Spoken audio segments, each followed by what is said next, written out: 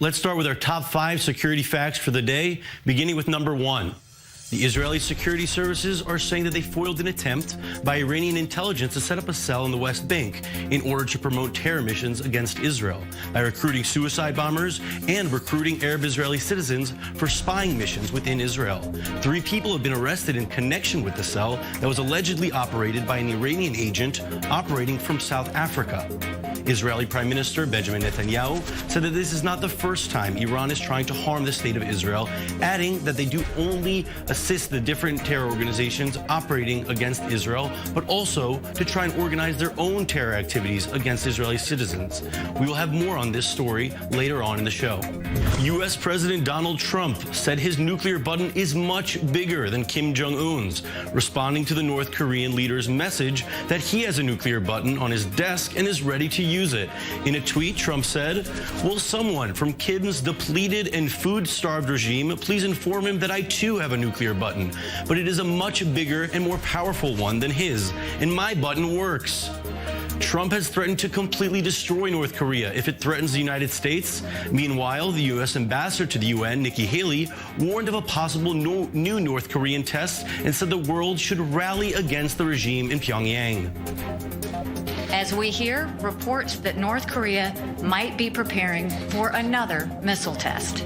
I hope that does not happen. But if it does, we must bring even more measures to bear on the North Korean regime. The civilized world must remain united and vigilant against the rogue state's development of a nuclear arsenal. We will never accept a nuclear North Korea. Turkey reached an agreement with Russia to purchase the most sophisticated missile defense system the Russians have to offer, the S-400. The deal is worth a massive sum of $2.5 billion, but has worried the West because the system cannot be integrated into NATO's military architecture. The agreement is the latest in a series of moves by Ankara to amp up its defense capabilities in light of threats from Kurdish and Islamic militants at home and conflicts across the borders in Syria and Iraq.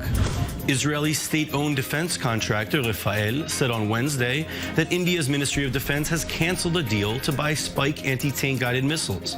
The deal had been worth a whopping $500 million, and it seemed to show strengthening ties between Israel and India, seemed to be growing even stronger.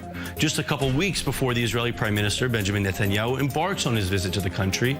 In response to the squash deal, Rafael explained it remains committed to cooperating with the Indian Defense Ministry. Jerry Seinfeld, the world-renowned comedian and former star of series Seinfeld, visited the Israeli Air Force's Ramon Air Base in southern Israel on Tuesday, days after a pair of performances in Tel Aviv. During his trip to Israel, Seinfeld made several public appearances while touring the country. Towards the end of his visit, he took a quick visit to the IAF's Ramon Air Base near the Egyptian border. He got to check out an IAF F-16 fighter jet and take a photo with his family and some of Israel's elite fighter pilots.